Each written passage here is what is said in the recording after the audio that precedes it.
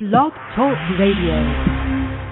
Are you ready? The champ is here! It's just a man! Give me a hell yeah! What the rock is cooking? To be the man, you have to be the man! Big Papa Pump! It's your hookup! Fallen! Holla! In the air! Woo, woo, woo! Cup of coffee in the big game.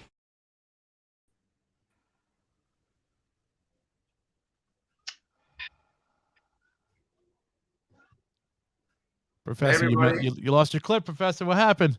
Oh, I'm sorry, Dan. Starstruck. Okay, my bad. Okay, well, you know what, folks? Welcome to this first ever edition of Working the Marks here on StreamYard. Certainly, I am New Jersey's premier award-winning journalist, the Professor Fernando Uribe, and he is New Jersey's premier wrestling analyst, the glorious, the dubious, the notorious, the PBR superstar, Patrick Rivera. Join us here on Working the Marks, a live edition on YouTube. I can't believe Pat's actually on YouTube, and actually, it's actually a good resolution on an Android device. So, hey, folks, miracles always happen every day in America. Well, I got to tell you, it's a real treat to be here. You know, I obviously got dressed for the occasion, in case you can't tell. I'd like to thank my friends over at Liquid Death. Even though we're not friends yet, let's be friends. And I'm here to talk some wrestling, with you, Profe. We got Dave, D, you know, in the background. Great stuff here. But I'm serious, and you want to know how you know I'm serious? I'm taking my glasses off. Uh-oh. And I'm here to seriously talk about Elimination Chamber and all the fantastic sports entertainment we saw last night. I mean, Pat, one of the things that was interesting about Elimination Chamber, again, great PLE, watching it on Peacock. And I was first of all, I was so fucking happy that I'd have to endure 35 ads during a live PLE as opposed to the 37 ads that we have to endure when we watch a replay. So I was ecstatic to see a PLE actually just flow very, very sequentially while watching it live. I know that those are minor things and first world problems for me, you know. Yeah, you don't stop complaining about it. But hey, I thought the whole thing was awesome. I know a lot of the marks out there, a lot of the mark journalists, they were trying to get a lot of seeds planted in people's head that, you know, Sammy didn't go over. It was going to be like the worst thing ever or something. And, you know, I think all in all, I enjoyed the show. I don't know about you. I'm pretty sure you enjoyed the show. I enjoyed the show. Yeah, I didn't have a chance to watch it live for the most part, but I watched a lot of the replay, and the first thing that came to my mind is, let's sort of break it down, I think, in the way that, you know, we can sequentially, but, you know, start off with the women's match, if I'm not mistaken. And I thought that, listen, anytime Carmella's on my screen, I'm never going to complain. Oh, yeah. But I think that, you know, I think any straight heterosexual male will agree with that, I would say. And certainly God bless Corey Graves for wifing that up as soon as he could. But it was interesting because I thought that going into it, all the workers, I had my favorite Asuka, as I know you did, because we talked about it on the podcast, but I just got a sense with the vignette and just the feel going into it that, like, I thought any of the girls were going to win last night. I was like, well, I'd be surprised if Asuka doesn't win. But I said, hey, I'd be fine with any of them because I think they all went in there with their own story. And I thought the match was very well produced. I think I saw something on Twitter today. I think, you know, each match was produced by a different guy. And I have to look at who it was specifically. But the point is that I thought it was well done. I think what we've come to expect from women Elimination Chamber matches, I think, has been pretty good since it started. I think, if I'm not mistaken, I think it was like 2018 or 2019 was the first ever women's Elimination Chamber match. I could be wrong. I'm not going to Google it right now, but it just seemed like they've always been interesting. They've always been intriguing, and they've always been well produced. I thought that's what happened last night, though. Yeah, absolutely. I mean, look, these women, they're not just top women wrestlers, they're top wrestlers. Like they're top wrestlers in the world. And I know it gets a little corny, a little contrived, a little overused to say kind of stuff like that, but it's true. I mean, these women are just as good as the men, if not better. The Elimination Chamber match last night, I think gave a lot of shine to a lot of people. Carmella looked great in it, you know, more than just one way. And I just think that everybody that performed in that match really got to showcase what they were capable of doing. I thought Raquel had a nice showing. I thought Nikki had a great showing. Nikki kind of getting that repackaged, crazy, unhinged gimmick now. And Asuka looked like Asuka. She was awesome. She was clearly the favorite. So I enjoyed it. I thought it was a great match. I thought it was very, very well produced. And to your point, they only get better and better. So, you know, I was definitely expecting a good one. Natty got a good reception. Natty lasted a little bit longer than I thought she would, because usually Natty gets jobbed out quick, especially if it's a Hart in Montreal. You know, they gotta keep the heat going. But I thought all in all, Natty had a fantastic performance. All the girls looked great. It was a great match, and they got it to where they needed to get it. They got Asuka as the number one contender to Bianca now, and I can't wait for that matchup. It's going to be great. No, definitely. And again, you know, we all know what happens to the Hearts in Montreal. Definitely not the best destination for any Hart family member, but you know, I mean, you could just do your job, you know, and then if you do your job, I think things work out really, really well, you know. Yeah, so. for the most part, right? Yeah. Yep. What was interesting about, I think, Asuka is, you know, you love this evolution of the character. It's certainly going to be intriguing with that match at, you know, Mania in Los Angeles, whether it's night one or night two, we don't know. But I think this sort of poses a very interesting scenario, because for as long as we can remember, since she's been called up to the main roster, and again, I'll be the first one, you know, I'm intellectually honest enough to admit this. I mean, I was never the biggest Bianca Belair fan. I know she's a great athlete. I never cared for the gimmick. You know, I never cared for AJ skipping to the ring. I never cared for Paige skipping to the ring. Whatever, it's fine. But I have to tell you, her work rate, her mic work, she's made a fan out of me. I'm still not crazy with the gimmick. I'm waiting for that hair to get chopped off somewhere. But she is an amazing athlete. I mean, I'm not going to lie. On Monday, I think, again, every straight heterosexual male in North America loved her walking to the ring. Monday in Barclays. I'd be shocked for any straight male like that visual of the booty shorts. But having said that, I think this might all right. I think this might be the first time that Bianca might not get the pop over her opponent. And I think they owe Asuka this one. Yeah, exactly. I'm saying I think this might be the first time where I'm not saying Bianca's going to get booed out of the building in SoFi. But I just think that Asuka is going to get a much bigger pop. Almost, you know, I'll sort of draw this correlation where back to 2018 in New Orleans, Asuka just won the Rumble in Philadelphia a couple months before. She was challenging Charlotte. Charlotte was still really over as a babyface, and Asuka was the clear heel. But you go back and watch WrestleMania on Peacock again and endure the 57 ads during it.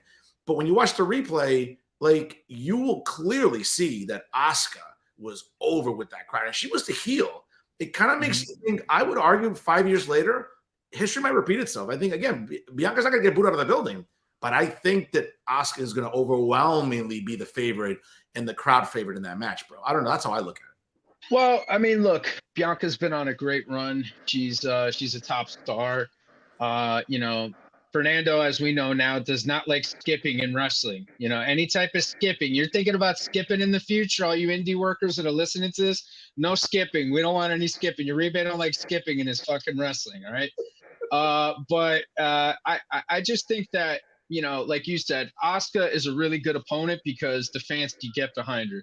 And that's what you want. You want somebody that the fans can get behind, that people aren't going to just look at as somebody that's going to do the job for Bianca. She might do the job for Bianca, but let's at least create the illusion that, hey, maybe there's a chance. I don't think so. I think Asuka is going to win the title. I think you got to keep going with the hot hand with Asuka. Unless you want to, you know, use her to put over Bianca. Okay, cool. That's fine too. But like for me, you bring Asuka back like this, give her the title, give her a run. You're repackaging her. You made her a killer again. Let's go. But yeah, I'm really, really excited. And again, I think a lot of the stuff that we talked about are variables that are going to certainly play a part in this match as it moves forward. But I'm just really excited because, again, these are two great athletes at their best right now. And I think with every test, Bianca, in my opinion, has gotten better. Every time they've thrown, a Charlotte at her, a Becky at her, a Bailey at her, a Sasha at her, she rises to the occasion and she knocks it out of the park. I don't expect anything less in this matchup. No, I agree. I think it'll be very interesting going into SoFi Stadium. And as for the girls that obviously didn't win last night, I mean, obviously we'll touch upon this in the next few weeks, but it kind of makes you wonder, where they're going to be in their place at WrestleMania, if anything. I think we've talked about it before on the podcast. I mean, again, I know you don't like an abundance of titles, but I would say with the plethora of girls on both rosters, I think you can kind of make the case that maybe, you can have a SmackDown women's tag titles. You have it for men, you can have it for women. I think it still gives a lot of the good workers, a lot of the good females on the rosters, an opportunity to be in a title picture, to be in that title program. I get it. The purpose of the women's tag titles was to just have it defended between both brands. I don't see that. I think a good way to keep a lot of these girls fresh and out there and out for visibility is to create another women's tag title for SmackDown. I mean, again, maybe I'm just sort of oversaturating. And again, the conservative here advocating for participation trophies will be the last thing anyone ever think of. But I would say that I think that you want to keep a lot of these ladies not relevant, but present and fresh on people's minds. And again, lean into Mania, bro. Like it, what I'm saying? Like people just get lost in the shuffle sometimes. It's a big roster, between NXT and Raw and SmackDown. So I think it'll be interesting what happens with the girls that didn't win last night moving forward, just as it's going to be interesting for us. The mixed tag match I thought was very well produced. I don't know if this is the end of, Edge's grievances with the Judgment Day. I think we saw sort of the continuing rise of Dominic Mysterio as like this amazing heel character that he has been working hard at. And listen, let's be fair, man. It hasn't been easy for him, right? Because there's always been this perception when he started, he came up, he's still very green. He made history with his dad, won the tag titles from Bobby Roode and Dolph Ziggler. And then obviously at some point we're like, well, he's going to turn on his dad eventually. It took a few years and he did. And I think him joining Judgment Day, that entire faction, I'll be honest with you, and I get it that sometimes the overkill or the exaggeration, of spending 48 hours in prison, a local jail, that's not really hard time per se. I mean, it's never happened to me, so I can't speak, but I mean, it's not, he wasn't in Leavenworth Federal Penitentiary, but it's great character work, the way they're making Dom look here, but good win for Beth and Edge. I think, again, I don't know if this finalizes the feud. I don't know if we still need to see a Hell in a Cell match between Edge and Finn Balor, as has been rumored for months. I wouldn't mind seeing that at WrestleMania. No, not at all. I think you could get a Brood Edge versus, a different iteration of Demon Balor. I think that'd be kind of cool to see. For me, we've talked about this privately. For me, Dom, his rise as a top heel is just amazing. I mean, I'd argue he's the number 2 heel in the business right now behind Roman. And a lot of people say, oh, well, what about MJF? But MJF is a face, man. MJF is a face. Like, he does not get the kind of reaction that Roman got. He does not get the kind of reaction that Dom gets. People hate Dom Mysterio. They hate him. That's great. That's a good heel. You know what I mean? I'd love to see him and Ray at Mania. That would be awesome. I'd like to see some type of mask stipulation or mask versus hair. Dom maybe loses his mullet. Or Ray loses his mask. But I'd really gotta, like we've said on the show, I'd like to see Dom go over in that situation. I think the heat, everything with him, all the stuff he's been doing, the character work with Rhea. I mean, Judgment Day to me, they're kind of like the mid card bloodline. They're kind of like the interesting shtick in the mid card that's keeping it going. And look, Gunther's fantastic. He's great. He's a great wrestler. He's fun to watch, but I gotta go with the bloodline. I mean, not the bloodline, the Judgment Day being a little bit more interesting than Gunther is for the mid card. So hopefully we'll see kind of something a little bit different with Gunther soon. But right now, Judgment Day is just killing it. Dom's just continuing to rise. Priest we'll talk about in a little bit, but I definitely would like to see Balor, and Edge at WrestleMania. I think that would just be perfect, and that'd be a nice way to kind of cap the feud. I'm with you, man. I'd love to see that match, but again, this is the smart in me where I don't know. I'd like to see the payoff of the annoying kid getting what he deserves from his dad at Mania. And maybe that's just, I don't know, old prehistoric storytelling or happily ever after, whatever. It just seems that, listen, it's been great character work with Dom. I think everything from crashing Thanksgiving and Christmas to what he's done, I think it's been great character work. I think that it's been very well produced. I don't know, man. Maybe it's just me, but I'd like to sort of see the payoff where, hey, you know, the bratty kid gets what he deserves and his father kind of sticks it to him at Mania. I'd like to see that. You're right. I know we've talked about it off the air. Like, This is what Ray has been preparing himself for, like to put his son over to help sort of elevate him. Again, I don't think Dom losing at WrestleMania does anything to him if that's in case the way it is. If Dad finally gets one over on him, I don't think it's the end of the world. It doesn't kill Dominic at all, at least in my opinion.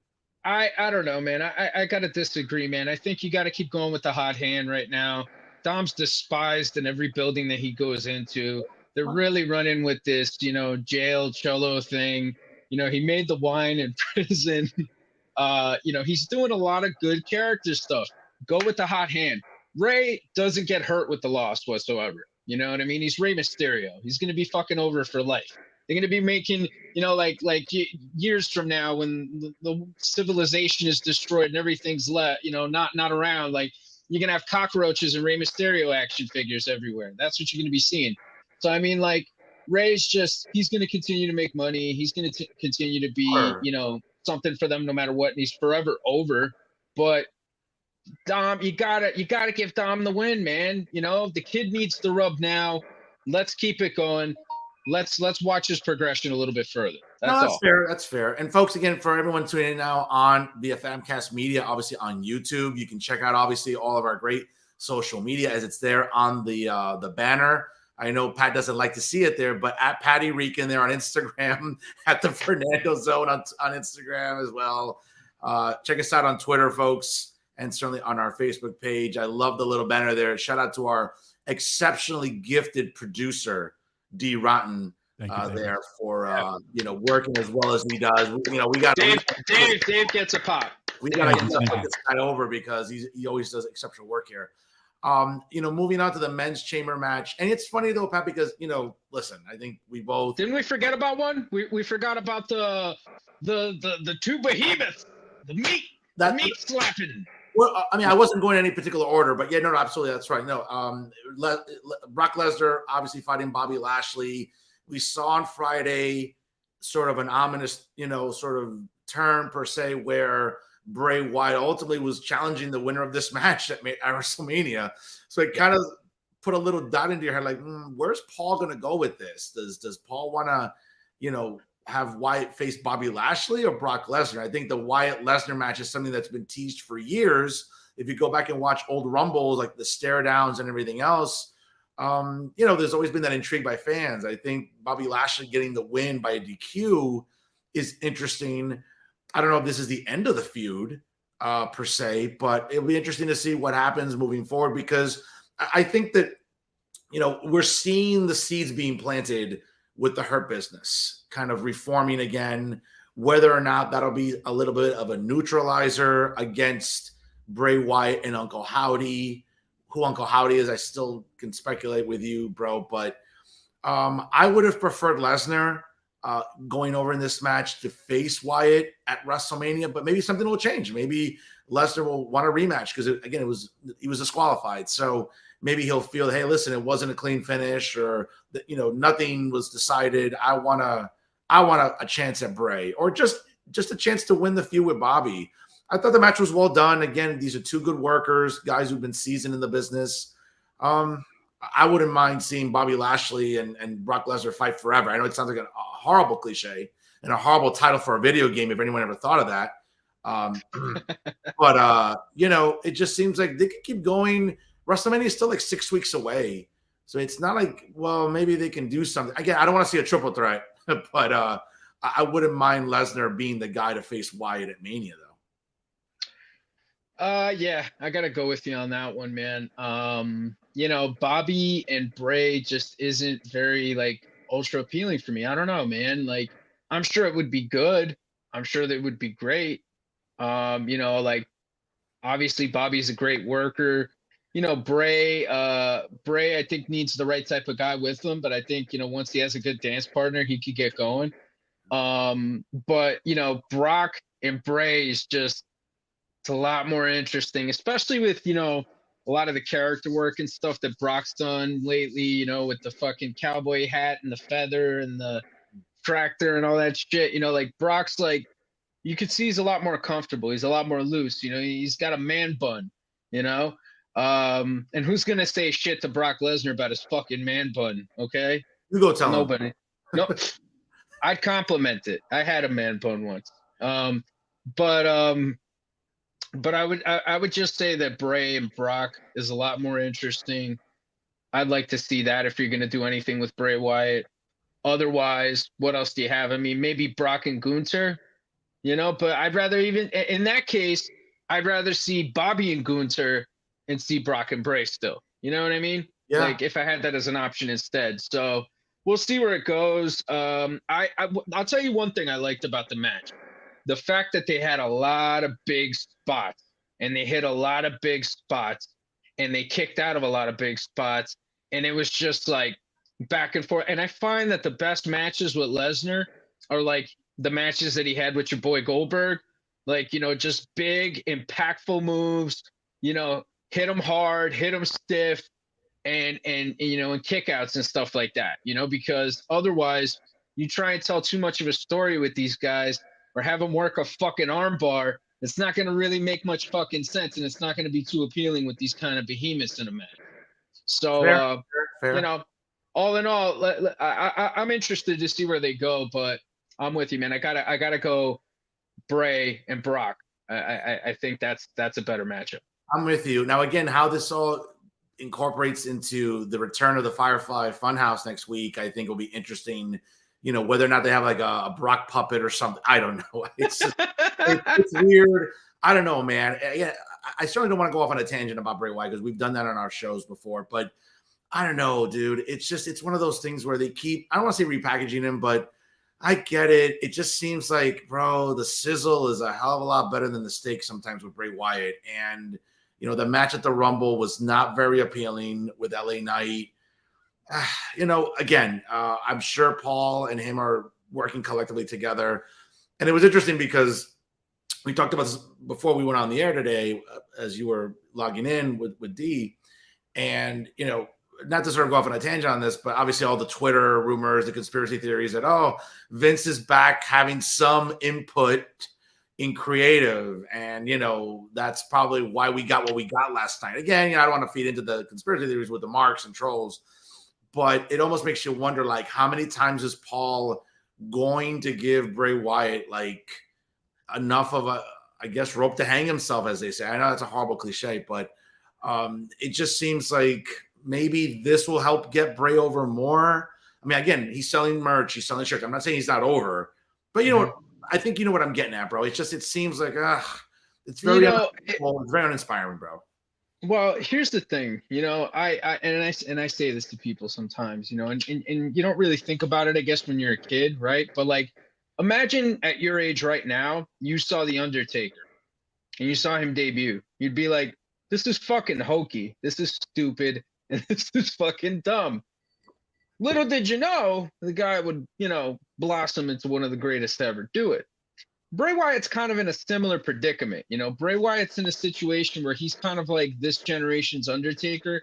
So he always kind of runs the risk of things like being hokey or not. You know what I mean? Like, and it's kind of like a fine line sometimes. You know what I'm saying? But I'm giving it a chance. I will say this much. He's incredibly creative. Yeah. You might not like everything that he does. A lot of people didn't like the Mountain Dew match and all that other stuff, but it's creative, man. And you got to give the guy credit for going for it. You really, really have to, because he's incredibly creative and just they're giving him a chance. They're giving him a chance. And something's got to stick. I mean, the guy's selling merch. He's got a lot of cool gimmicks, but something inevitably has to stick. No, I mean, listen, he's over with the crowd. He's. I mean, again, I can't really quantify how much of a top merch seller he is, whether he's top 3, 4, 5, 10, whatever. But he's selling merch. I mean, there's tons of Bray Wyatt stuff out there. But again, it remains to be seen what happens ultimately with him, whether or not Bobby Lashley indeed will be his opponent since he won the match by disqualification. Who knows? We'll have to wait and see again as WrestleMania 6 weeks away.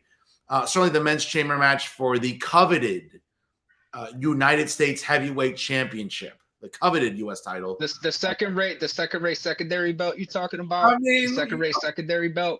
Bro, great professional have held the United States Heavyweight Championship from Harley. Other ones have held the Intercontinental title, though. I get that. No one's disputing that. But it's not like we're having a bunch of New York Mets players hold the U.S. title over the decades. It's been like legitimate workers. You mean the same New York Mets that are printing out playoff tickets? Because that's what I heard. I heard they're printing out playoff tickets. I heard. I actually got invited to 2 playoff games already, and not even one pitch has been thrown yet. But we're amazing. Absolutely. We're looking historically at great workers. Obviously, being U.S. champion. Obviously, I think Austin Theory continues that lineage. Great match. I thought it was interesting that how hard the commentary team was trying, for example, with, let's say, Bronson Reed, a guy whose return has been very uneventful, very flat. He went in there, obviously being portrayed as the monster in there, a guy that, looks very, very overwhelming. You were waiting for that Montez Ford moment. You saw the crowd was behind him. And maybe, again, you saw a lot of spots by him in this match that made you think like, hey, listen, this is a single star that they want to see in the future. I mean, nothing against his partner, Dawkins, but it just seems like Montez Ford checks off a lot of boxes as a potential single star, I would say. But I just thought that, between Damian Priest, between Johnny Gargano, I thought that, everybody I think got a decent pop upon their arrival. Again, I would say Bronson Reed was probably the flattest, but, we all know that, Seth Rollins was going to get that overwhelming response. We know that everybody, I think, was going to go in and really, really try to impress here going into what this match represents. And I was surprised because I know that I hadn't seen it on Twitter, though, bro. Like, I wasn't aware that they were sort of teasing a Logan Paul Seth Rollins potential match. I mean, I had not seen that. So to see Logan Paul show up at the end of the match to ultimately cost Seth Rollins the title against Austin Theory, I thought was interesting. I love the comments last night. I'm on a few group chats on Facebook and everywhere else about wrestling, and consistently all you heard was like, wow, that was a real buckshot lariat, unlike what you see from Hangman Page and AEW. And I said, whoa, man, people have zero F's to give. God bless Logan Paul. God bless Logan Paul. Yeah, I mean, he did it so well. It seems like, obviously, we saw it at the Rumble. Whatever leg injury he suffered when he fought Roman Reigns, I think may have not been as serious. It's good to see that he's very mobile. We saw it at the Rumble. We saw it last night. Again, dude, it's weird because the way they've presented Logan Paul from the beginning, obviously they had him team with The Miz. Then they had him, obviously fight Roman essentially as a face, which a lot of people weren't buying. And now clearly I think it's apparent that Logan Paul is going to be the heel going into the match with Seth Rollins. I think this has the potential to be one of the better matches in me because I think the buildup, I mean, you're going to see Logan Paul on his show really build up the match, be that heel, talk trash, belittle Rollins. Who knows? He might, a few jabs at Rollins for being married to Becky Lynch. This has a lot of great possibilities going into it. But back to the Chamber, though, match, I think it was very well produced. Again, a long lineage of great. I can't really remember one Elimination Chamber match on the men's side 4 years now that's ever been a stinker. I think they've always been intriguing. I may not have liked the booking, the way it was booked and the result or the winner. But I can't think of one Chamber match that wasn't well done since its history, really 21 years ago. I can say this much, man. I really enjoyed the fuck out of the match. Yeah. And to your point, I think since the Elimination Chamber's inception, the way that they've been able to book it, the way that they've been able to produce it, the people that have been involved. They've always made for an interesting match. And what's cool about it, I think, is that, the elimination concept, like the fact that it leaves for interesting matchups. You could look at it and you could have two main event guys in it, and you could be like, well, those two main event guys are going to be the last two. But then the one underdog guy and the one main event guy are the last two, So it always makes for really, really interesting ways to tell stories and use the surrounding gimmicks, the cages, the glasses, all that stuff, to be able to, tell your story. Last night before the show, I actually watched the first Elimination Chamber match, the one back in 2002 at Survivor Series that Sean won.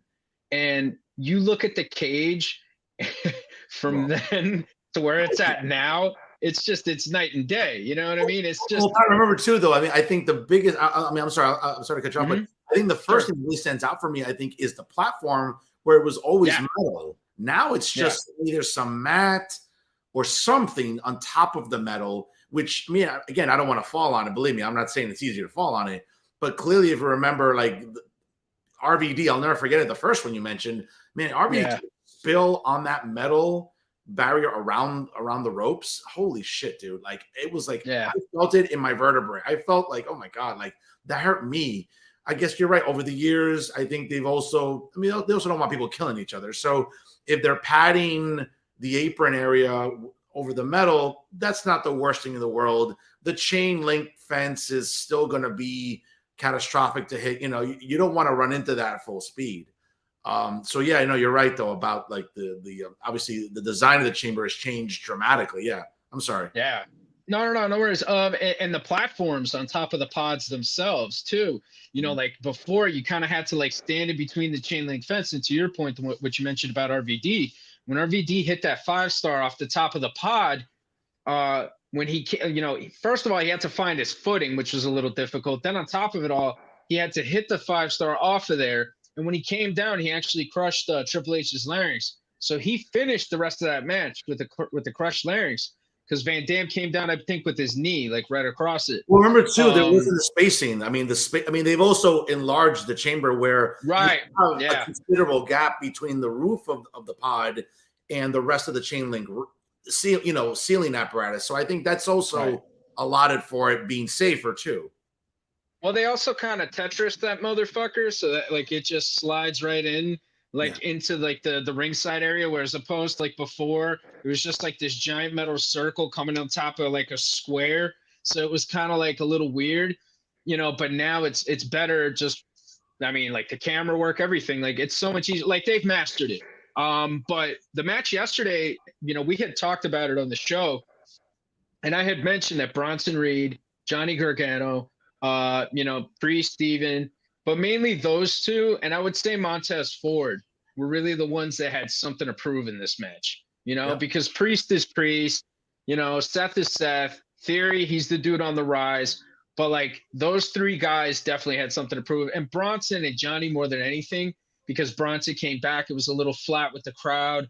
Johnny hasn't really been able to find his footing on the main roster. And Montez, he's, I'm sure, been dying for this opportunity to showcase his abilities as a single star, which is pretty evident, every time the guy's on TV. So all in all, man, I thought this match was awesome.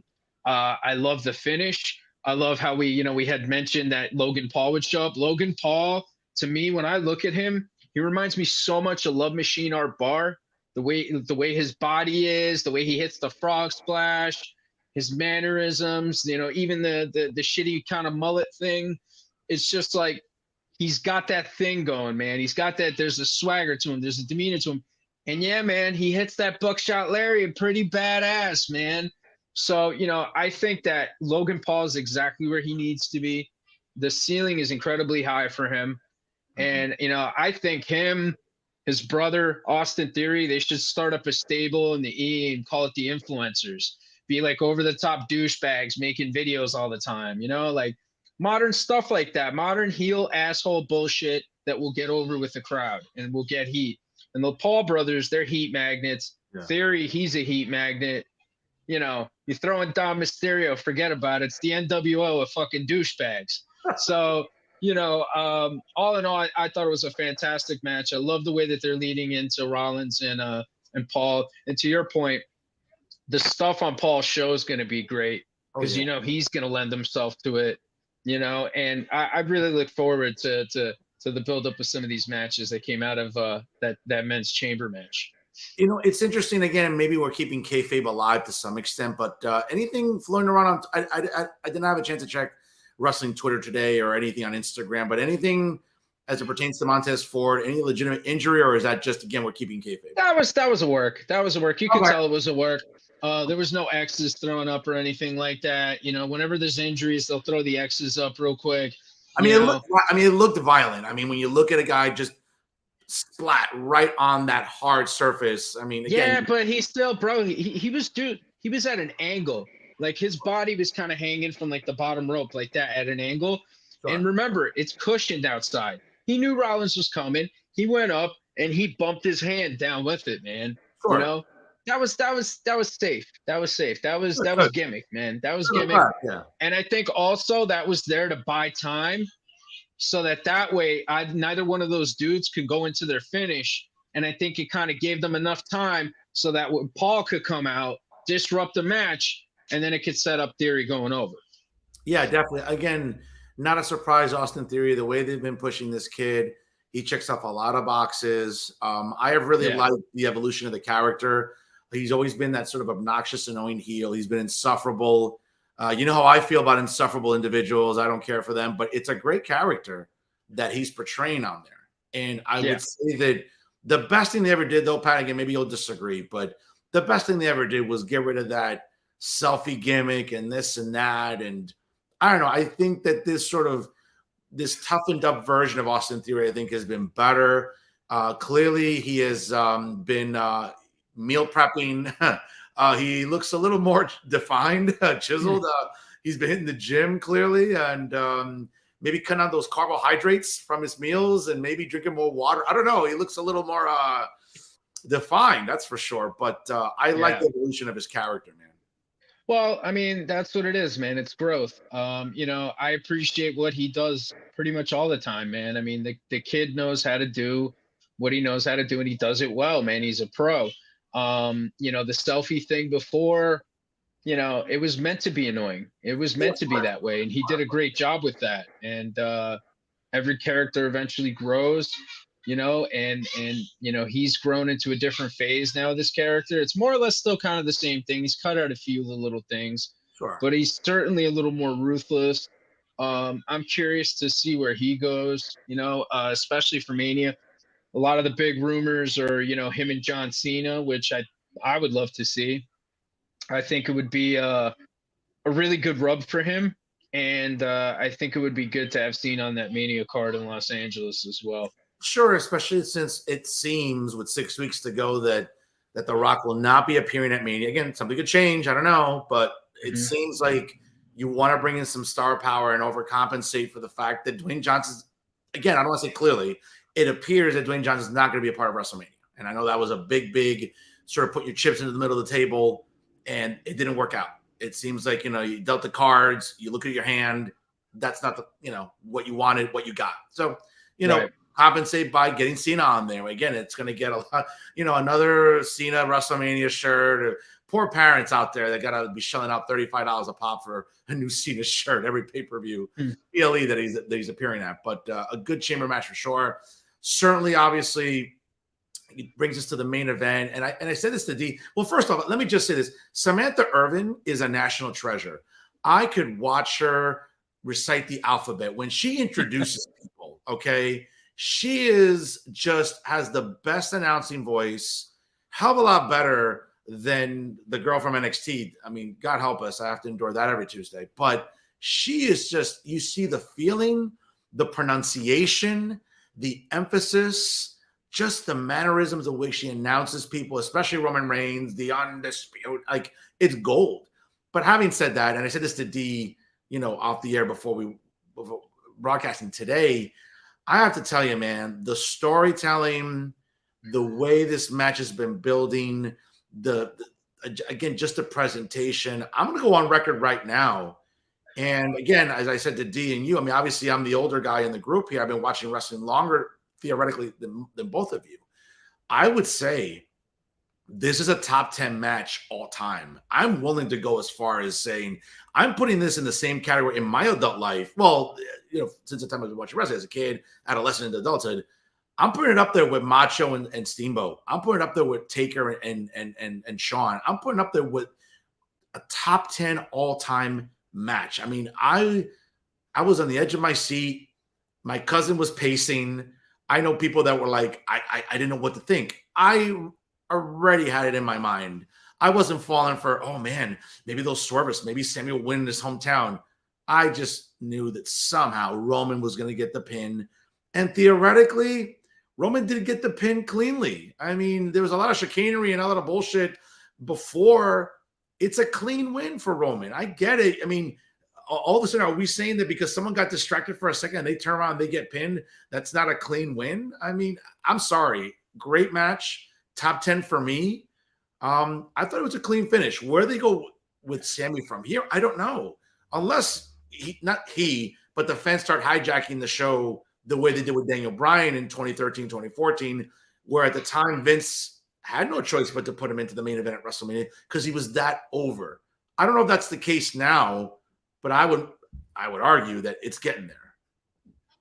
Well, I mean, that was my concern when we talked about it on, our last episode, that if Sammy doesn't lose cleanly in this match, now you put yourself in a position where people are going to be like, he lost, but he didn't lose cleanly. He deserves a rematch. And now they're going to want to cheer for a triple threat match. But where does this leave Steen? That's my thing. Owens is going to be in a situation where, it's going to be a tough one for him. And I think the goal has been, still is, and they, I'll kind of get to why I think they left the door open for that, Steen and Generico against the Usos, pardon me using their old gimmick names, but, sometimes that's just how I remember them. So, I think that the way the match was constructed was excellent.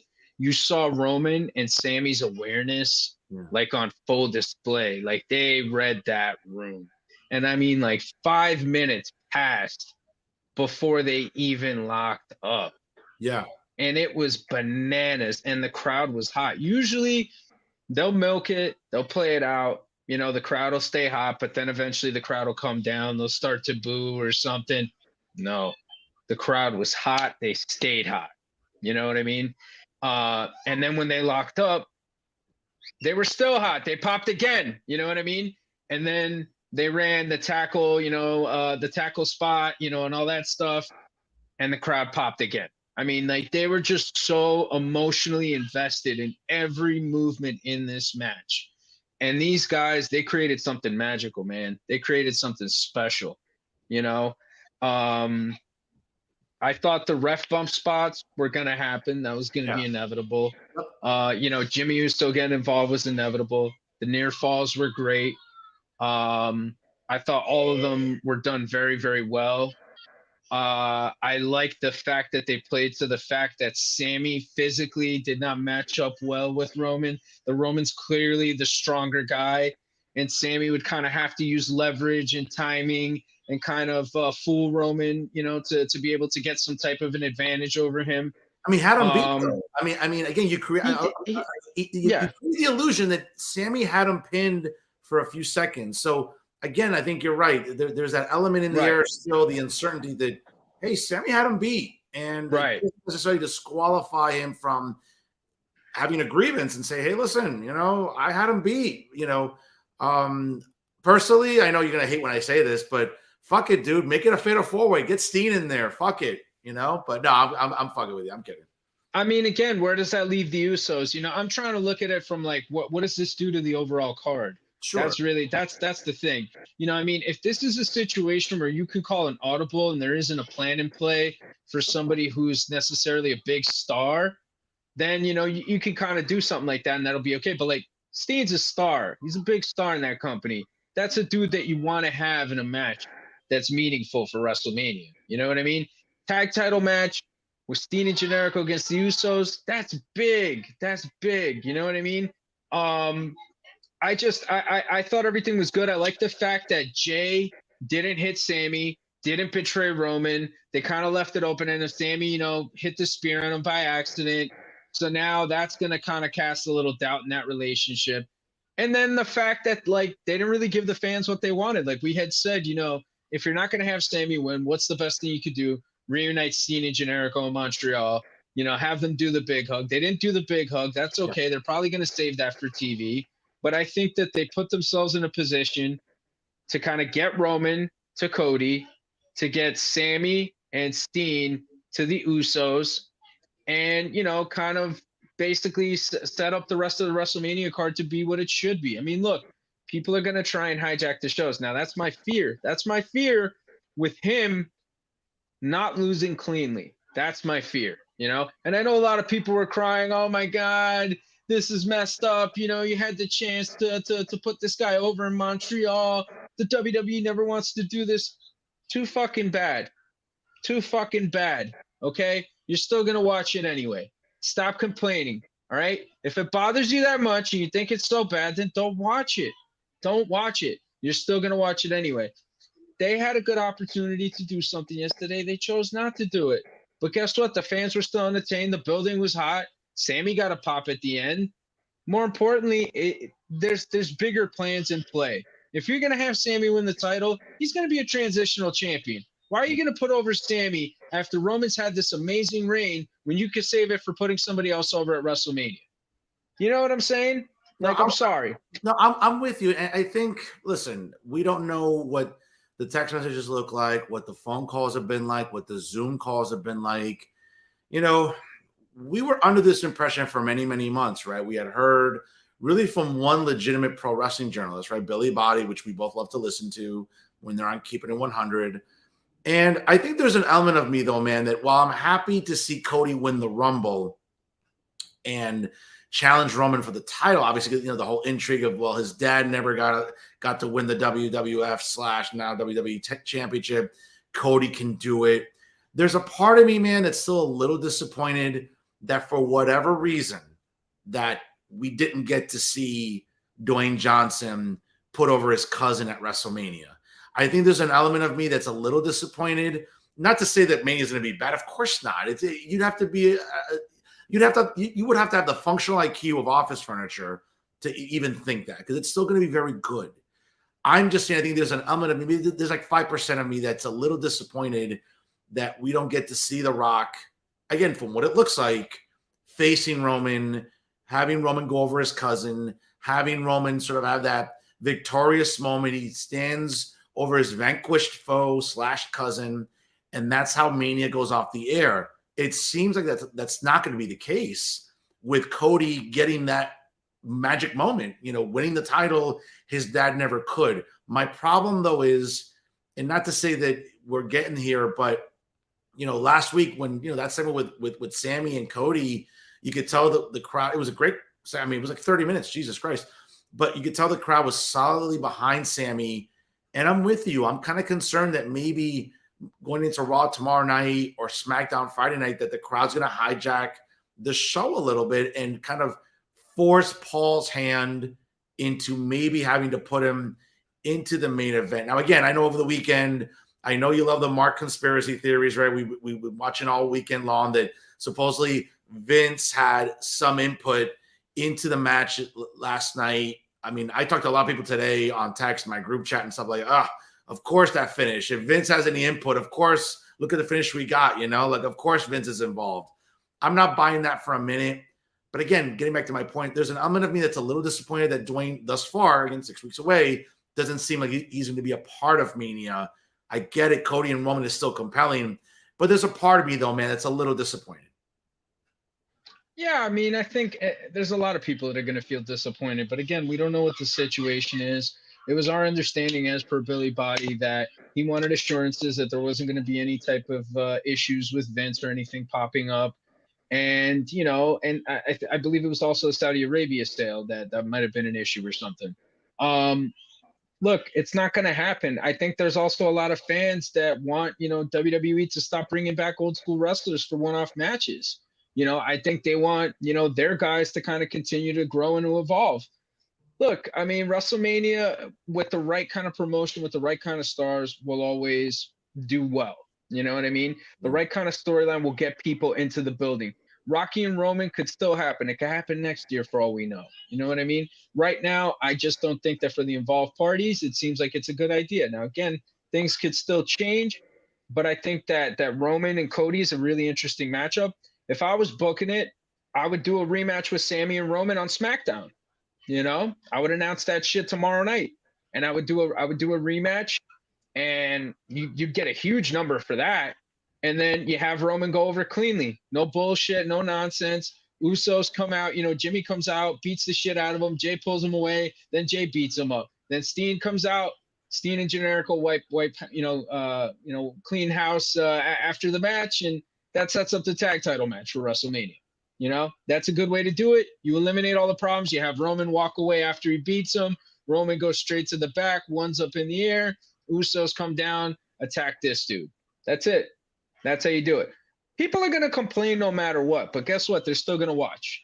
No, and I guarantee you that it doesn't matter what the situation is, they're still going to put on a great show. And to me personally, never mind the whole Dusty Rhodes thing, never mind the whole, Cody coming back to do all this stuff. Cody Rhodes versus Roman Reigns for the world title is a more compelling matchup to me. It just is. It is a more compelling matchup to me.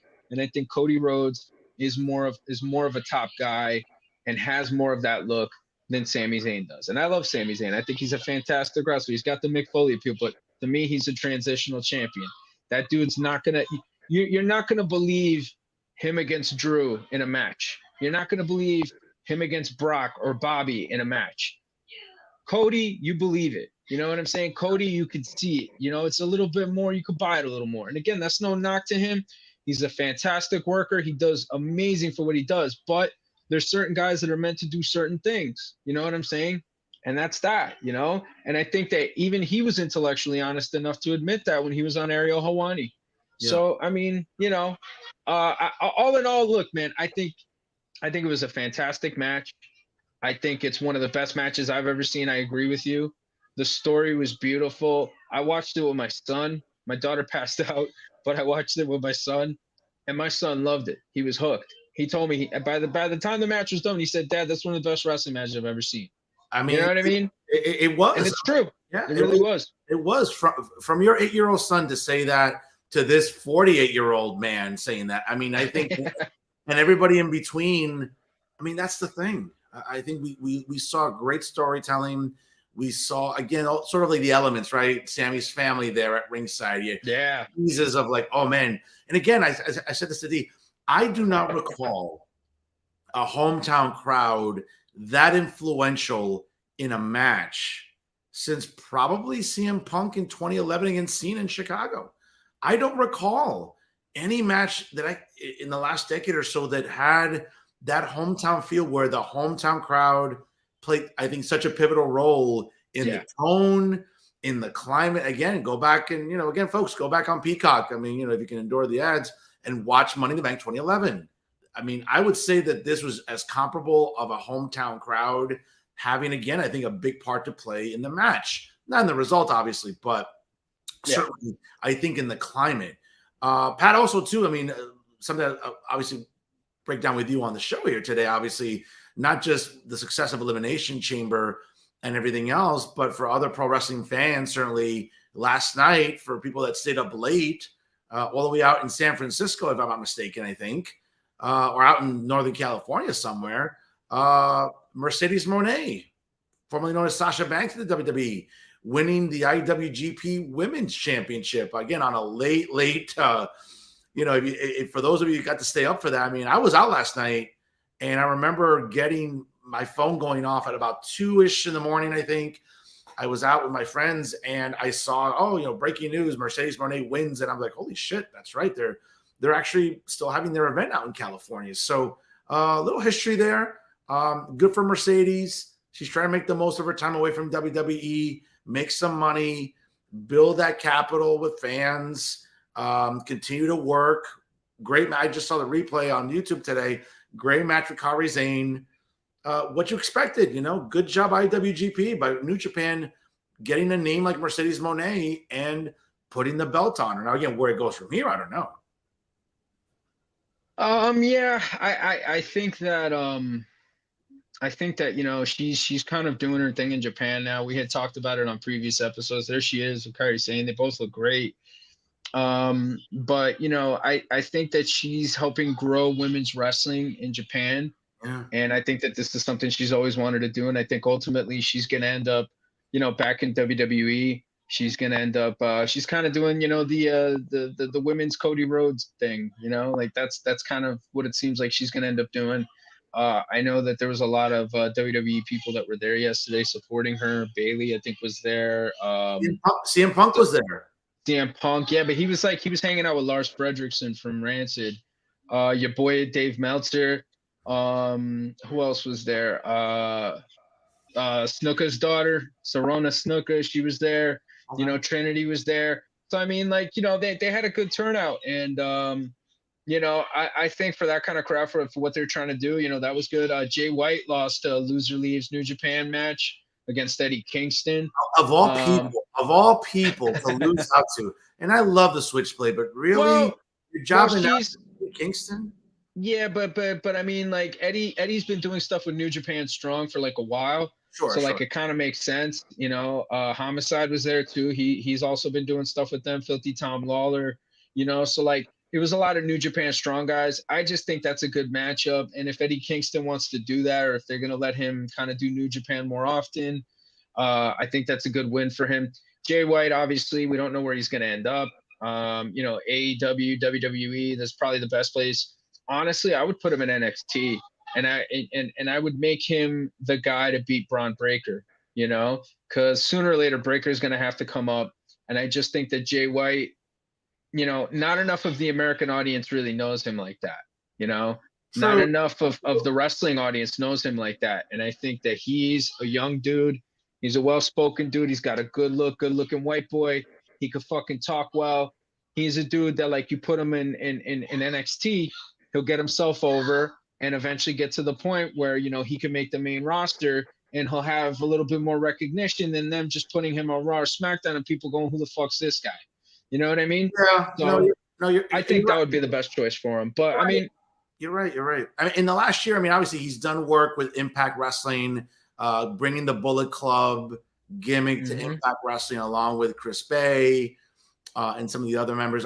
Obviously, when Anderson and Gallows were there, sort of having the Bullet Club on television, I thought was great. Again, as a devoted Impact Wrestling fan that watches it every Thursday on Access TV, it was good to see that. But I think you're correct. I mean, listen, let's be fair. Let's go back to June of last year at the Forbidden Door pay-per-view. I mean, obviously, if you don't know about New Japan and you don't follow Jay White, when you're watching that Fatal 4-Way where Jay White retained the belt, you're like, what? Who? And it's not a knock on Jay White, but again, in North America, he's not as well known as he is overseas. And I think that if he goes to AEW, it'll be another signing. And I'm hoping that maybe Jay has some awareness here, where I get he has some friends in AEW, and maybe AEW. I mean, it's hard to say this out loud without laughing. To think that AEW could outbid WWE for his services, I don't think so. But if he's smart about what he wants with his character work and what he wants with his persona and the optic of it, you're right. He has to go to WWE. He has to, I think, going to NXT, building up that repertoire, building up that brand of his. I love Jay White, and I know that you and I have agreed to disagree a lot on the show about him. I just like him. He's believable. He's in great shape. I think he's a good talker. I get that you don't like the cheap Pete stuff. Understandable as a former worker yourself. I mean, again, certain boxes have to be checked off you. I respect that. But I think Jay White's got he's got money all over him, I think. And I think if he's produced correctly and used correctly, which WWE will, because he's a talent, I think the sky's the limit for Jay White, though. Yeah, I think so. I think with the right kind of guidance, he could certainly grow. To me personally, Ospreay is a better promo guy at this point in time. I think Ospreay is just a lot more passionate. You know, you look at that promo that he cut on Kenny Omega leading up into Wrestle Kingdom. It was amazing. I think the promo was better than the match. I mean, some people might disagree with me. Yeah, it was a good fair. match.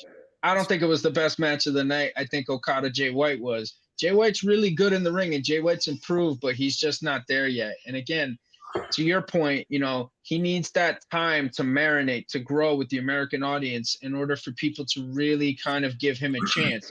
And I think that if he's able to do that, and he's able to go to NXT and not go to AEW, and yeah, make some money there, and yeah, he might get a push for like 5 minutes, but I mean, it'll only be a matter of time before dude ends up just being like another good worker that's there, lost amongst the shuffle of them. So, you know, I think I'd like to think that he's smart enough to go to WWE, even if they send him to NXT, have some awareness, get yourself over with the American audience, or maybe they put him on the main roster. Who knows? I don't know. But I just think that WWE is a better place for him to go and a better place for him to take that next step. And he might have to challenge himself. He might have to go outside of his comfort zone. He might have to stop being Switchblade. He might have to stop doing the shtick that he's been doing. But that's okay, because now it creates room for you to grow and do something different, possibly something even better. So, you know, we'll be keeping a look at where Jay White ends up in the future. But all in all, you know, big ups to New Japan yesterday for that event. And I know that they're going to be coming back to the States again, I think in DC in April. So that's good that we've been getting a lot of steady New Japan events here. And it's good for some of the guys to get a chance to showcase their ability, especially a lot of the American independent wrestlers. One more news bit here on the show, though. It's interesting because I talked about it with Dee, our great producer, our great PR guy, Dee Rotten. Again, I won't give out his government name for W-2 or 1099 purposes, but certainly I talked about it before where, you know, Dave Meltzer blocked me already on Twitter. I was waiting for Tony Khan to block me because I sort of, and I'll just read you what I wrote.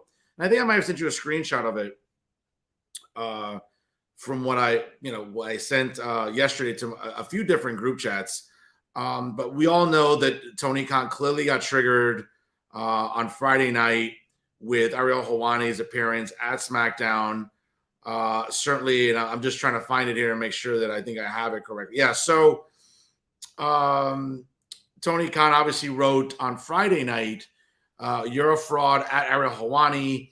You're as legitimate of a reporter as at Tony Schiavone 24 hashtag AEW Rampage.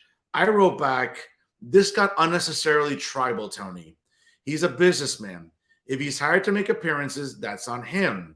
Do you have him on retainer like you do with at Dave Meltzer, WON, ? If you don't, what do you care? Hire him then.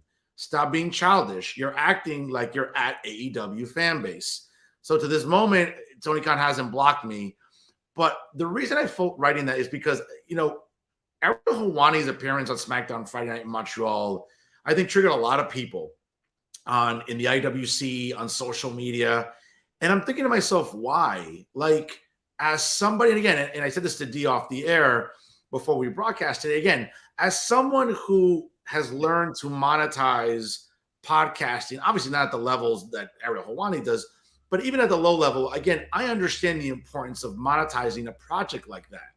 So if someone's going to hire me for something or pay like a stipend for something, of me making an appearance somewhere, doing something for some company, I'm a businessman. I'm going to do that. I'm not struggling financially, and I don't do the podcast that I do in Hudson County politics for that reason. I don't live off that income. I just monetize it where it's nice, where I can use it for bills, or I can use it to go out or save or whatever. The point is that Ariel Helwani is a businessman. Mm-hmm. And I found it really, I think, rich of Marks Online to give him a hard time when there was a sort of like false equivalence by a lot of Marks Online. Well, what would it look like if Dave Meltzer showed up on Dynamite and did a segment with the fans in the crowd? And, would fans be outraged about that? Well, okay, but the point is that Tony Khan clearly has an association with Dave Meltzer. Again, I'm not privy to his W-2s. I'm not privy to his 1099 forms, what he writes on his taxes as in terms of income. Does he receive compensation from Tony Khan? I don't know. but it's become clear that Tony Khan and Dave Meltzer are almost joined at the hip. Ariel Helwani may not be. And guess what? If Paul Levesque and Nicholas Khan said, hey, Ariel, it's in Montreal. It's a short trip for you from New York. I'll make an appearance and we'll give you, I don't know, I'm brainstorming here, $10K. And we'll put you up in a hotel for the night at the Marriott, whatever. We'll give you a car service from the hotel to the Bell Center. Okay. Who wouldn't take that? I mean, it boggles my mind about seeing marks on, triggered by, I can't believe Ariel Helwani did. And then for Tony Khan, holy shit, bro, you're a grown-ass man. You got so triggered by that you had to go on Twitter to shit on him and then to shit on an employee like Tony Schiavone. Again, whether it's kayfabe, I don't know what the fuck. It's a work, whatever. But I think Tony Khan got worked here into a frenzy, whether the Adderall didn't hit right, edibles, cocaine, whatever. Tony Khan looks really foolish tonight going into this week's Dynamite. And I don't know, man. I just think it's embarrassing. And I wrote that again. I'm waiting to see if Tony Khan replies to me. He won't, obviously. But I know Dave Meltzer did, and then he proceeded to block me. I just think it's a really bad look. And I can't believe people are rushing to Tony Khan's defense here. It's embarrassing. Well, I mean, hey man, he's got his cult, he got his people that back him up no matter what, that will always be there for him, and I just think that this isn't the first time that he's behaved this kind of way, in a way that maybe a CEO shouldn't. If Dave Meltzer went on Dynamite, first of all, I don't think anybody would really fucking know who he is outside of that small mark community. Ariel Helwani is pretty well known, whether through BT Sport or his time as an MMA journalist. Ariel Helwani is a popular guy. So yeah, people are going to know who he is if he's on your TV. If you watch combat sports or you listen to sports podcasts. Dave Meltzer, not so much. But I mean, it is what it is, dude. I just don't understand why a guy who's a billionaire, who owns a Premier League team, who owns an NFL team, and who owns a pro wrestling company acts this way. Like, why do you interact with marks on the internet? Why do you interact with stuff like this that happens? Why are you being salty because Ariel tried to interview you and you don't want to give him anything about the Punk situation and it was a bad interview? I don't know, man. But I mean, look, at the end of the day, Helwani's a Montreal boy. He's a wrestling fan. I'm pretty sure that they could have invited him to do something and he might have done it. Maybe, if it was right, if it was appropriate. You also got to understand, too, Ariel Helwani probably don't want to attach his name to something that might be less than professional or kind of be amateur quality. That guy's worked hard to get to where he's got to. So, I just think that as far as it goes, with what he did, for Elimination Chamber, I just think that, it was very well done. It's a small vignette. He appeared on TV. He was on the pre-show. What's the big fucking deal, dude? What's the big deal? Why don't you try and find people to do that with your product? Oh, wait, your product would have to be more mainstream for you to do that, and you'd have to stop catering to your mark fans. That's where the problem is. You know what I mean? It's so strange to me. It's like he's complaining about this guy doing something, right? Crossover, kind of mainstream appeal, mainstream stuff. He's complaining about that, but yet he wants his company to be a niche product. What do you want? You want your company to be a crossover mainstream thing, or do you want it to be a niche product? You can't have both. You can't have both, and you certainly can't be mad at somebody who's doing something else, who's probably getting paid, or who's just doing it because he fucking wants to, because he's a fan and it's in his city. I don't know, but I just think it's a bad look for Tony Khan, man. Yeah, and at the same time, too, it's something that we would never in our adult lives ever think that during his time as CEO, as head of creative, that Vince McMahon would have even wasted a second of his time to even engage the fan base like this. And you can tell that Paul Levesque isn't going to do that either. And it's just, it really does remind us that there's a much more professional presentation and just a much more professional climate around WWE. It goes obviously with Nick Khan, the most powerful Khan, I would argue, in pro wrestling. And it's just, it boggles my mind that fans took to Twitter and Instagram and YouTube and whatever all weekend, rushing to the aid of Tony Khan, thinking that this is a behavior that you expect, that you would think you would never see from a CEO. And that's just, it's a bad look. Obviously, there's nobody that's going to tell him anything. His chief legal officer is not going to say anything. His father is not going to give two shits. He's just giving him money. He's pretty much giving him his inheritance now to use however he sees fit. And I think that without there being a checks and balances somehow, listen, we've all read the documentaries, we've all read books or whatever. We know that for decades, when it was Vince's company, Vince was going to do what he wanted to do, but he always surrounded himself with smart wrestling people back in the day, right? From Pat Patterson, God rest his soul, to, of course, Jim Cornette and others during that time where they were smart wrestling people. And again, Vince was going to do whatever he wanted to do. But I think there was always that moment of like, hey, let me confer with these guys. Let me get another opinion. And I think that, again, Vince did whatever. Ultimately, it was Vince's call. That's the problem with Tony Khan. There's nobody around him to be a good support system that say, hey, Tony, by the way, man, this is not a good look for you. Like no one's going to step up and do that. Whether or not there's anyone, whoever his inner circle is, I don't know. I honestly don't know if he has an inner circle per se within the creative and production spectrum, in AEW. We know that other people, for example, Eric Bischoff tried, I think, talking to Tony Khan. I'm sure Conan in his capacity running AAA has talked to Tony Khan. It's just a bad look if he's not going to listen to people, because there's no way that anybody, whether it's an attorney, whether it's a human resources officer, somebody would pull Tony aside and say, what are you doing? This is embarrassing. Look how bad you look going after Ariel Helwani. Ariel Helwani doesn't need you. Sadly, he needs Ariel Helwani. To your point, he needs mainstream people, okay? He needs coverage on ESPN. Well, maybe that's not realistic because ESPN and WWE have a contract, so that's probably a bad example. Same thing with Fox Sports. He needs to catch on with somebody mainstream where his product can reach more eyes. Again, the ratings have been what they've been. The last million plus rating, not even million plus, it was like 1,030,000, whatever. It's just slightly over 1 million, was the Jay Briscoe tribute match, or the show at least. That's the thing, though. It's like, if you're trying to be a heel via Twitter and social media, that's one thing. I don't think this is a work. I think he's legitimately taking to Twitter to complain about something he doesn't like and throwing one of his own employees under the bus, and then going after Ariel Helwani. Ariel Helwani could not do wrestling for 6 months and still make a profit and still get tracked because of what he does with MMA and other things. It's a bad look for Tony.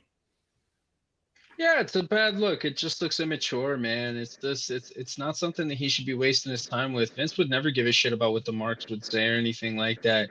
If he did, forget about it. He never would have stopped grabbing his phone, man. He would have been on his phone 24/7.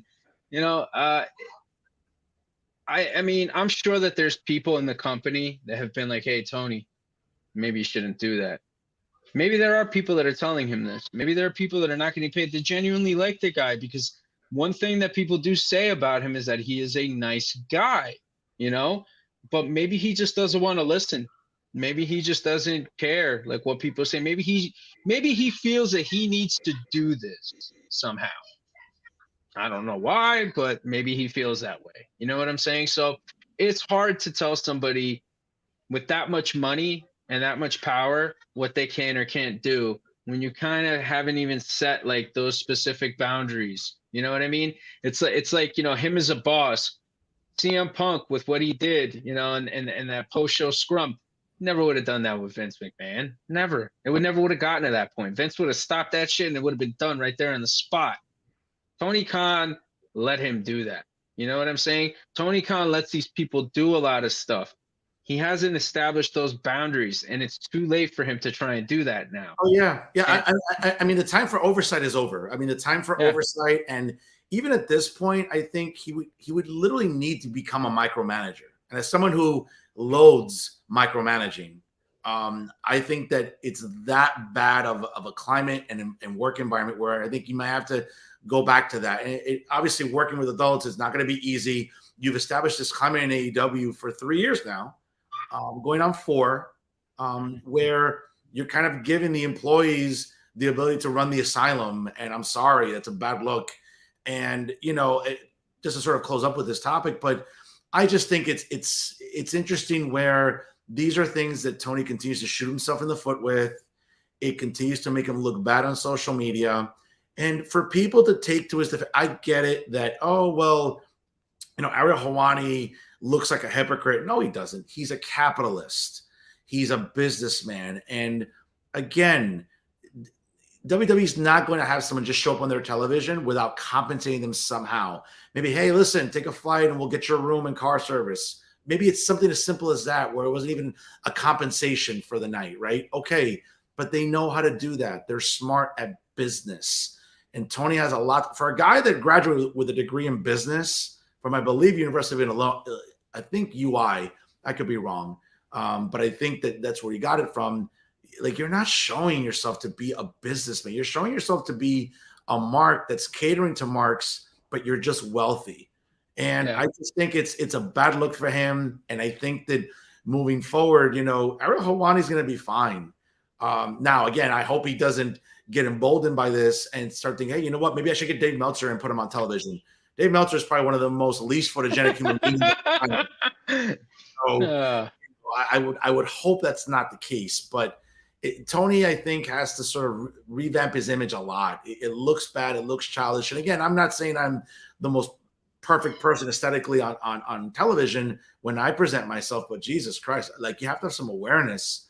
And I don't think Tony has that. And unfortunately, he gets emboldened by his mark audience where they think, oh, cool, go after somebody else. It's not a good look. Yeah, I agree. There's one person that I know that hates micromanagement worse than you do, and that's my buddy Marky. And he wouldn't be able to stand something like that in that type of work environment. So obviously, who would if Marky can? I mean, he wouldn't be able to. You realize you're not on Facebook anymore. He's on my Facebook. The minute he sees this episode, what is he gonna say? Just be careful. Why are you turning this into something? See, there you go again, antagonizing like always. That's what Uribe likes to do, people. He likes to antagonize situations. He likes to in the flames. He might come up from behind on you on Park Avenue and just, I don't know, man. You gotta be careful. And what? Say hi, slap me some skin, high five. Maybe we'll break dance a little bit on the sidewalk. I don't know. But you're calling for some type of violence. What else is new, Uribe? What else? We're not on bikes, all right? We're not on bikes. But he might hit you with this bike. He might hit you with this bike. I've been hit with a unicycle before. It actually left a scar right on my shin, so it's not something you want to be getting hit by. But yeah, I mean, kind of to just close it out, like with the Tony Khan thing, I just think that, like, he's kind of past the point of no return already, man.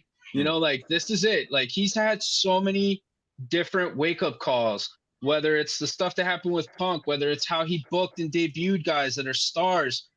He's just continued to fuck up, and he will continue to just do whatever the hell he wants. He has no intention on growing his audience. He's happy servicing that marked fan base. So, keep doing what you're doing, but when your business doesn't grow, don't complain, And look, there'll be fans that'll still stick up for him. There's fans that stick up for Restless Forever. You're a Bret Hart fan, bro. You're still sticking up for him from Montreal. You know what I'm saying? There's fans that are always going to be there for people, that are always going to be for their favorite promoter, their favorite wrestler, favorite manager, whoever. Tony Khan has no shortage of fans and support, excuse me. But ultimately, it doesn't translate into enough within that mark community to grow and to create a big number to keep a program on TV. I don't know, man. I just think he's Herb Abrams, bro. He's Herb Abrams. That's what it is. A modern day Herb Abrams, Herb Abrams with a fucking network TV deal. Well, did he have a network TV deal back in the day, Herb? I don't remember. I'd have to look that up, man. I don't know. He must have. But I mean, he's got a primetime slot, Tony Khan, and look at this shit. Look at this shit. Look at what he's done. That's why Cornette's so pissed off. That's why all these dudes are so mad at him. Because, like, here's somebody who had money, who had an opportunity to really stick it to Vince. I mean, really give Vince, like, some type of competition. And he just shit the bed and it has every single turn. And it's the least amount of competition you would imagine where, listen, I can sort of, maybe thump my chest on this one. Impact back 10 years ago got better ratings for maybe a 2 or 3 year period than AEW. And again, they were never challenging WWE, but they were getting 2 million viewers. I don't think we're going to see AEW ever get 2 million viewers anytime soon. Not the way that they book and not their presentation. So at least as an Impact fan, at least I can always brag about that W when it comes to AEW marks. But folks, before we call it a night here, obviously you're tuning in here to a special Elimination Chamber review show here on a first YouTube episode of Working the Marks with the PBR superstar, Patrick Rivera, and of course, your Shirley professor, Fernando Uribe. Folks, always remember to shoot us an email, workingthemarks@gmail.com.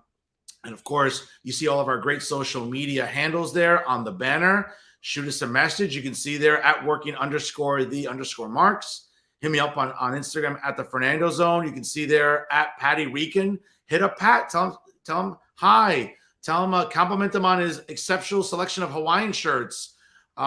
This is actually a sweater. This is actually, look at this. It's a cardigan. My bad. Right? Cardigan sweater. Shoot him a message how great that NYC FC scarf looks, because again, they are that MLS team in the New York area, right? That's always that's winning titles. That's competitive and relevant, right? Absolutely, no question. Not no jabronis. That's right. I'm an NYC FC fan as well. So shout out to him whenever you can, of course, and our New York Yankees. Certainly, don't get me started on them. But folks, always, we want to thank you for tuning in here. Again, our first episode. A couple kinks we're working through. Obviously, YouTube and StreamYard are great platforms, and I enjoy using them. But Pat, before we call it a show here tonight, anything coming up for you? Anything you really want to plug for our loyal audience? No, I don't want to plug shit. Just keep watching these videos. Keep tuning in. Happy to be with you here the first time. I'm starting to learn more about technology finally, even though Uribe's a fucking Apple snob. But I just appreciate being able to talk with you guys, talk all things wrestling here. And I look forward to doing more of these in the future. Big shout out to Dee Rotten. Big shout out to Famcast Media. Shout out to Marky. Shout out to The Roy. Shout out to everybody out there. It's been a pleasure joining you here. Profe, sign us off.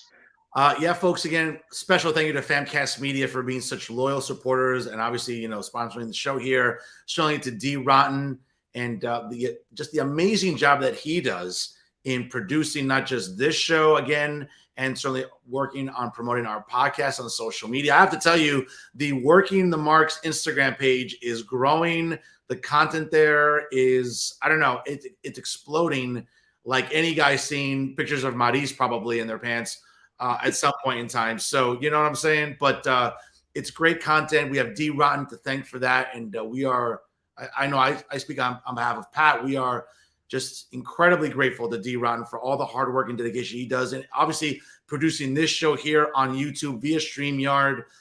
Folks, as a special programming note, Monday night tomorrow, 6 p.m. Eastern time, the president of the New Jersey Cannabis Association will be on. Edmund DeVoe, a fan of Real Talk with Fernando Uribe via Jersey First TV, will be talking everything about cannabis in New Jersey, why dispensary licenses have been lagging coming out of Trenton, and quite frankly, is New Jersey really serious about making sure that people of color, black and brown, who have been disenfranchised for decades because of antiquated drug laws concerning marijuana, whether or not they're not getting access, or at least being, jumping to the top of the line when it comes to getting access to dispensary licenses. So we're going to talk about that with him, and also the future of cannabis in New Jersey, where there are tons of municipalities, folks, that have, years ago started bracing themselves for this and started banning dispensaries in their neighborhoods. We know that townships all across New Jersey, in all 21 counties, have set ordinances at a municipal level to stop cannabis sales. So we're going to talk about that. We're going to talk about what the New Jersey Cannabis Association can do to maybe help change their minds and know that this is a great revenue stream, and certainly one that I think goes a long way, again, along medicinal lines, and really trying to help us maybe kick the stigma that still exists with cannabis unfairly and wrongfully, which is still omnipresent, I think, really in our social and political climate. So tune in tomorrow, folks, again, 6 p.m. Eastern time to Real Talk via Jersey First TV. I'll also have some special commentary about Thomas Moran, the editor-in-chief of the editorial page at the Star-Ledger. Some comments about me on his recent editorial, which I don't know. It seems like maybe he wants to get cooked, and I think he'll get cooked nicely tomorrow. Oh, I think you definitely want to tune in for that. But always write to the show, ladies and gentlemen, workingthemarks@gmail.com. We love getting emails. Follow us on all of our social media platforms, and make sure that you start also. Yes, let's go Devils. Big win yesterday against the Penguins in Pittsburgh at the Igloo, as they stand third in the Eastern Conference right now, just a few points behind Carolina and a few points behind the Eastern Conference leading Boston. I hate Boston. Fuck that city. But certainly just a few points behind the Boston Bruins as well. Absolutely, yes. And folks, make sure you always check us out on Facebook. Like us, share it, and do your part, because sharing is caring when it comes to Working the Marks here, not just on blogtalkradio.com/workingthemarks, but also here on YouTube via Famcast Media. He is the PVR superstar, the illustrious, the glorious, the notorious Patrick Rivera. I am New Jersey's premier award-winning journalist, Fernando Uribe, the professor himself, folks, saying so much. Thank you for watching. Obviously, enjoy the rest of your President's Day weekend. Certainly, please party responsibly, and we'll see you next time here on Famcast Media. Blog Talk Radio. Are you ready? The champ!